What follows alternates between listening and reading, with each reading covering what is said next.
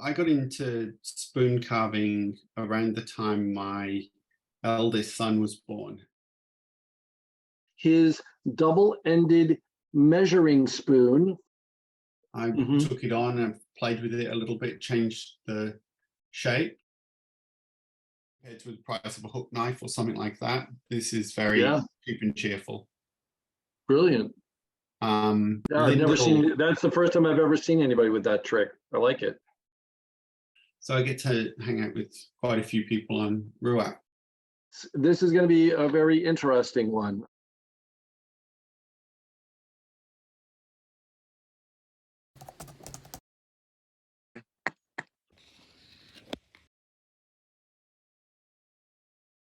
All right, welcome everybody. We are here with Barry. I'm sorry, what's your last name? Barry Cayford in Brisbane, Australia. And Barry has very kindly offered us his double-ended measuring spoon for our RUAC Spoon Challenge number 44. This is going to be a very interesting one. I've not done a double-ended spoon before, so it's going to be interesting to see how that goes. I just so happens that I also apparently was the person who was given to Barry for the RUAC Spoon Challenge the RUAC Spoon Swap 2022. And Barry very graciously sent me not one, but two beautiful spoons from Australia. So one being this incredible spiral cut spoon, really, really nice. And this is in, what was it you said? That's White Beach. White Beach.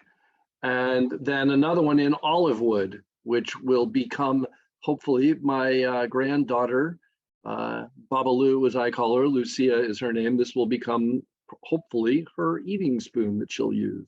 So thank you very, very much. Love them. My pleasure. So Barry, I guess to start off, why don't you just tell us a little bit about yourself, where you are in the world, how you came to spoon carving, and what attracted you to it, what holds you active in it, and yeah. Sure. So I got into spoon carving around the time my eldest son was born, and he, as anybody who's a parent would know, dads aren't much use in the first few months of life, apart from occasionally changing in nappies. So I took myself off to do a workshop, spoon carving workshop. I saw it advertised at a local sort of craft center, and yeah, it really gelled with me.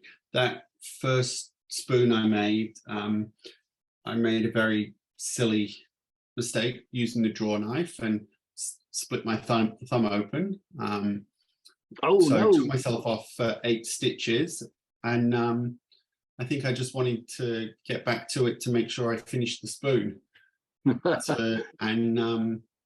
How long ago was this again? So that'd be 6 years ago now. Okay. So I try and, as my Instagram handle sort of suggests, I carve around nap times. So I've got 2 young boys, and fitting it in with either naps during the day or usually late at night, which works well because late at night here is early morning on the East Coast, USA, and sort of lunchtime in Europe. So I get to hang out with quite a few people on RUAC, which is nice. Nice. Awesome. Yeah, I've unfortunately been so busy doing daycare for my granddaughter, and just work has gotten busy, where I used to have a lot of time, like in the middle of the day during work, I could jump on for a little bit. Lately, it's really for the past year, I've just been so crazy busy between both of those that I've had no time. So other than getting on for, the spoon challenges and demos, I've barely been on myself. So, but yeah, this is awesome. So I'm trying to think of what I want to ask here. First of all, do you remember who was teaching the class that you took? Yeah, it's somebody who's become a very good friend. Her name's Carol Russell.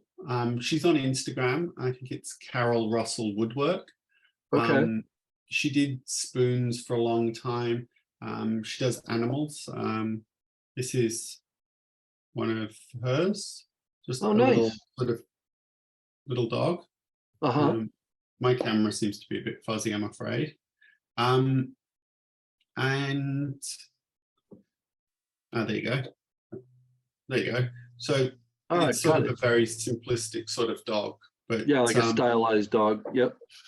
yeah, she taught me the spiralizing the spoon handle, which is, you've seen the benefits of that, Chuck. So she does some amazing stuff. And she originally showed me a double-ended spoon that she was making for people. And I kind of liked the idea. I took it on and played with it a little bit, changed the shape. I've made it as gifts for my son's teachers, and they seem to like it as a gift. Not everybody loves a wooden eating spoon, Yeah. so it's just something different. Most people can find a use for it. So Right. I guess the big thing with the double-ended spoon is most of the work I do is with dry wood, so reclaimed wood, like whether it's salvage or offcuts from furniture makers, things like that. And so for a long time I had access to a bandsaw, and Okay. whereas axing a double-ended spoon's probably not going to work too well. Right. Now, that was going to be one of my questions was how you go about, doing the double-ended piece of it. I've tried at times to set like on a piece of wood so as to just not waste as much wood, do something like, where you'll have the bowl of one and the handle of one aligned like that. And then you run into the problem of, okay, I can't split that way, because if I split down the handle of one, I'm going to split off the bowl of the other. The bowl of the other, yeah. And so without a bandsaw, you kind of can't take that approach. No, although I kind of yeah, a double-ended single spoon, I think you could, because you could take it to the wider one, whatever your width, your billet is, and then angle in from both ends to cut in towards the handle. And then you could do probably I mean, we kind of have dove in now to how you go about carving this shape concept, but I have seen.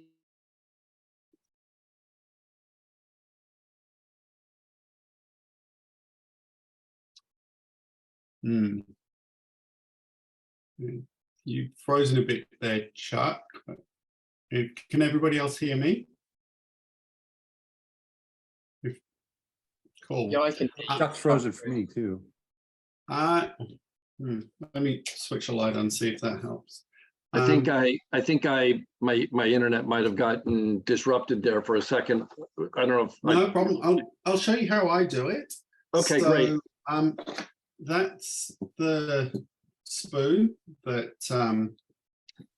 I'll spotlight you we're again. kind of working off. Okay. So that's the one which the template works on. And this is just another piece of wood which I've started one. You can see there I've sort of sketched it on in the, you can see the pencil marks. And what I've done is just, I haven't got a bandsaw. I've just used a hand saw to make some sort of vertical cuts and the angle cuts. Yeah. And then sort of chip away from there. Yeah, so essentially you're just putting in a lot of stop cuts down along the edge so that when you split them out, you're not going to run the whole length of the spoon. Cool. Yeah, exactly. And that's another one where just the piece of wood let me do two end to end. Oh, yeah. And you can see they don't have to be round. They can just be the shape that fits the wood. Yep. So yeah. I guess so. That's, and then I work away where's the other one? There you go. So this is a sort of half In progress. finished one. Yeah. I leave it fairly thick. So get the sort of outside shape of the bowl, leave plenty of depth on it, and Yep. then carve away your bowl. And Okay. this is probably, Carol showed me this trick, but this is probably the key part. If you're making a measuring spoon, you want it to measure Yep. accurately. So I use poppy seeds. Okay. So just measure out a teaspoon or a tablespoon or a half cup or whatever you're doing. Right. And then I just keep them in this little glass jar and then shake them in. And all you want to do is, if you can't get all your poppy seeds in, You go a bit pour deeper. out the bowl a bit more. Yep. And once you can get them all in, so Yep. For a nice level I've just been shaking measure. these in like that. Gotcha. So, and that's pretty much full. Okay. And then dump them back. And then I've just done the same here. Yep. So same thing for the tablespoon. And that looks like the bowl is a bit too deep, but by the time I've finished up with cleaning Cleaning up the top. that'll be pretty bang on. So Awesome. so that's probably the trick. Poppy seeds work really, really well. You can use salt sesame seeds, but poppy seeds are just nice and small, consistent. Yep. If you try to use water or oil or something, obviously it just soaks into the wood and your Yeah. volumes change, the wood swells. So That makes sense. Yeah. and then once you've sort of got the inside right, just go to town on the back and do what you want. So Yep. this one's just going to be very plain and simple, but you could put a spiral on the handle in the middle, you could coal rose it, you could chip carve it. Yeah. So, Yeah, a lot it's of pretty different versatile. options. Cool. What are you using for a hook knife to hollow your bowls? Are you using a hook knife or are you using gouges? I've got a selection. I'm lucky enough to have one of Matt White's hook Ah, knives, very nice. Yep. which is wonderful. You can just about do the tablespoon. You've Okay. got no chance of doing the teaspoon. Right. There is Yeah, that's Ben what I was Orford in wondering, the because you have to UK. have you probably have to have a fairly tight hook to get that teaspoon. Yeah, I've got this one. So this is M Stein. It's very tight, so that's probably Yep. about half an inch diameter. Okay.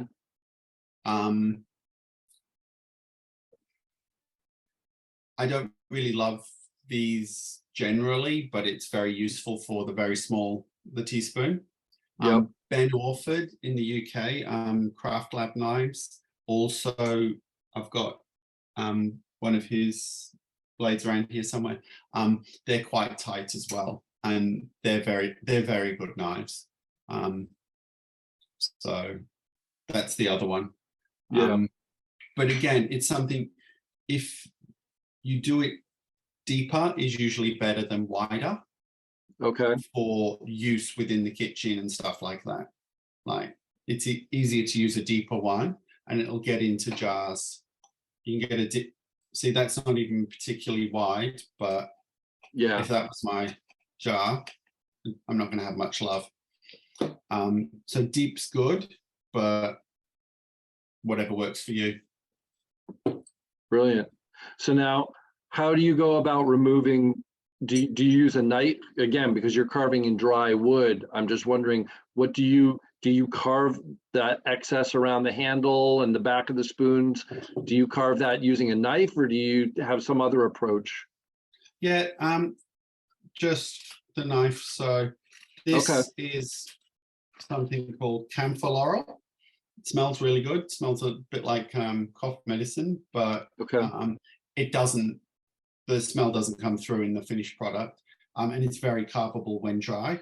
Gotcha. It's quite oily, so it's actually a nice carving wood. If you've got something like dry, got some dry walnut here, it's carvable, but you've just got to take your time, and it's Yeah, a bit and just more of a chip away process. at it. Okay. But yeah, I mean, whatever works for you. The template here where I've put a bunch of stop cuts in, that Yep. works. Oops, sorry, there you go. That works really well as a way of hogging out a lot of timber in this sort of shape.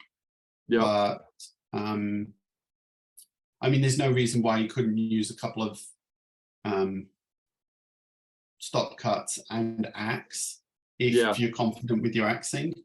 Yep. Dry wood tends not to like axing as much as green wood does, so Yeah. I don't do too much of it. Makes sense. Yeah, I can see where it would be probably easier to approach that. You could even use just like a straight chisel, you know, with that mounted down on a bench to just chip, you know, literally cut each of those sections away pretty quickly. So yeah, definitely. There is one other tool which the wood I use here is fairly easy to carve, but somebody showed me this as a trick. That's it's, I can't remember what it's called. It came from the States. It's just basically it's a burr, and you can use so them like a cuts all like rotary tool burr. Yeah, Okay. exactly. But all I've done is mount it in a scrap piece of wood, Okay. and you can literally so you're basically using it like a rasp, like a handheld round file, so to speak. it's a handheld rasp. That's so this actually works really, really well. And if anybody wants to work in really hard woods, and a lot of the Australian woods are incredibly hard, you've got to use a rasp. It's the only way of doing it. So this actually works really well. Also for cleaning up and stuff like that. So it's kind of a tool hack that Interesting. I think that's about $15. Yeah. And in the States they're very accessible. So, you know, compared to the price of a hook knife or something like that, this is very cheap and cheerful. Brilliant. I've never seen it. That's the first time I've ever seen anybody with that trick. I like it. Yeah, it's a friend of mine, Lyndall O'Gorman. She's on Instagram as well. I think it's Lyndall Log. She makes great scoops. She basically all she does is scoops that look a bit like this. Hers aren't always, you know, sized for measuring. Yeah. But they're beautiful scoops, but she uses incredibly hard desert woods, which is just a really great way of blunting your knife if you want to try and carve it. So she uses rasps. Yeah, a lot of brilliant. time. So she showed me that trick. Now, do you tend to, because you're using such hard, dry woods and stuff like that, after you've done your carving, are you finding that like I'm finding in many instances when I'm carving this olive wood or whatever, I can get a really clean cut, and because it's so hard, it comes off like burnished, like a super clean surface. Other times, depending on where I'm at, I'm getting a lot of tear out. No matter which direction I come at it, tears out. So are you finding that you've got to sand a fair amount when you're done? Okay. Yeah. Some people don't love sanding, but well, a lot of the greenwood carving community comes at it, you know, kind of with that sort of purist, you know, wanting to have a super clean, cut off the blade. And, so therefore I think you do get a certain amount of, people that kind of look down their nose on sanding. But some like Don Neligetti, who's one of our, persons who've been on here a lot. He's really well known, teaches a lot, has been to like, Spoonfest in the UK many times, has gone to Tollyfest up in, Sweden, all that. I have a spoon of his where he sanded, it was cherry and it was a handle, because he does a lot of these sort of big, bold, typical Swedish style, small handle pocket spoons. And I have one of his where the handle, he took up to like a 14,000 grit, automotive polishing paper, and it is glass smooth, like glass smooth. And it's really neat. So I personally have no problem whatsoever with people sanding, Yeah, and it's one of those things in Australia, some of the woods we've got are incredibly hard, and Yeah. you're using rasps. If you want to use those woods, you're going to have to sand. So for me, it's you do what you need to do to get the result you want. So exactly. I mean, if I was carving really friendly green wood, no, I wouldn't need to sand. Right. But I'm not, so I do. So what's your sanding regimen sort of look like? Where do you start grit wise? Where do you end grit wise? Usually on most of my spoons, I'll start at sort of 180 and then go up to about 600. Okay. But I've had other woods which are just real tough, and I've started at 40. Just because that's the what you got to do. That's what you got to do. And yeah, I mean, some of them you can push real high, but sort of. Are you generally like going to the next doubled? Yeah, just double each time. Progressing up. Yeah. Okay. And then usually most things I'll finish at around 600 because that's good for most things. And then where's it gone? I've got the burnishing. I just burnish stuff with the Emmett's porcelain burnisher. Yep, I've got a couple of those too. And that works fantastic. That's probably one of the best $40 I ever spent. Yep, I actually got one for the first one I got of his was one of his prototypes. He had like a set of like 5 prototypes, and then he picked of those 5 one to be the model that he would use. So I got one of the other ones that he had as a prototype just because he had it handy right then and there. He lives about maybe 2.5 hours from me. But I'm up in his neck of the woods, at least a couple times a year usually. So yeah, and then I ended up dropping it.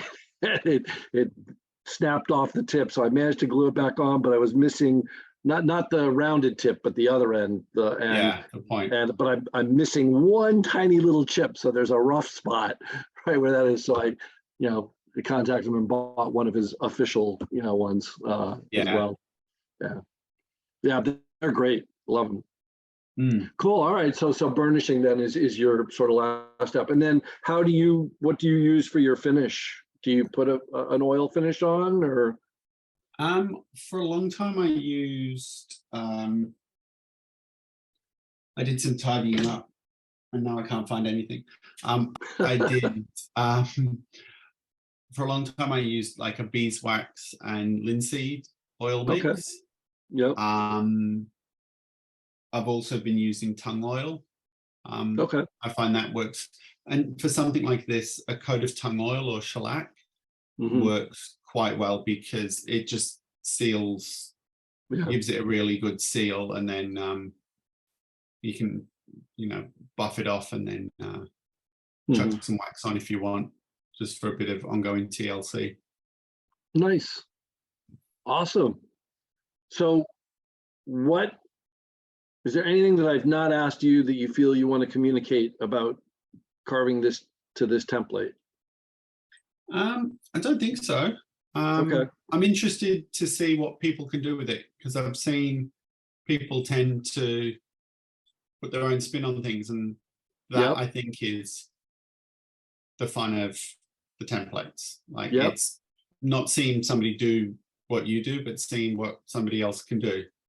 Like, Absolutely. can Kevin do a 44.1 and make it, 1 mil and 0.1 mil? I don't know. He'll turn it into a double-ended number 9. Yeah. Yeah. Awesome. Yeah, very cool. I'm sure hopefully we'll get Oren doing a snail across one. Yeah. Like, I can't carve a snail, but there's no reason you couldn't put one quite easily in the back there. Yep. So Awesome. Well, I think it's the perfect template for, at least, I don't know if it's the same in the Southern Hemisphere, but at least up here anyway, most of us coming into like our US anyway, Thanksgiving and Christmas, winter solstice, New Year, Yule celebrations. It tends to be a time of year of a lot of baking of pies and goodies and cooking. So this is, I think, the perfect implement for people to have going into it. And I do think that these would be probably a very popular item for anybody that makes and sells. That was one question I had. Do you market your wares, or do you tend to do most of your items as gifts and all that? it's gifts or swaps if somebody's ever interested. Yeah. If somebody insisted on giving me money for a spoon, I wouldn't say no, but for me this is just personal. Just, it's more for mental health and just sort of having a bit of personal time. Gotcha. Yep, and giving a present, as Wade points out. Brilliant. Yeah, well, that's where I'm at too.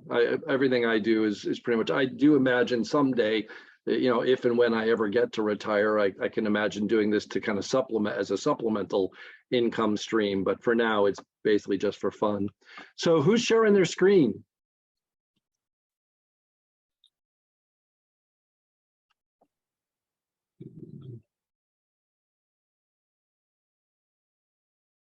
Wade, if that was you, you're muted. Sorry, I hit the wrong button. Yeah. Okay. I was wondering. That. No worries. All right. Well, excellent, folks. Did anybody out there have any other questions? Anything that they wanted to say to Barry or ask about before we end the recording?